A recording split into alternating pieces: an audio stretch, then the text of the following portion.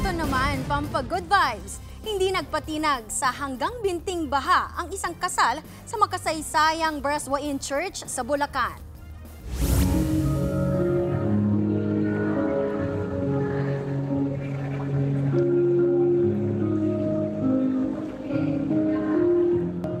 Lumakad sa altara ang bride na yan kahit pinasok na ng baha ang simbahan. Kwento ng groom at bride, matagal nilang hinintay ang kanilang wedding day at kasado na ang venue. Kaya walang makapipigil sa kasal kahit ulan o baha. Mas sumaya pa raw ang kanilang mga puso lalo't dumating pa rin ang kanilang entourage sa gitna ng baha. Umpisa pa lang daw yan ng kanilang for better or for worse. Mga kapatid, Nikki de Guzman po. Para sa pasada ng mga rumaratsyadang balita, mag-follow at mag-subscribe na sa social media pages ng News 5.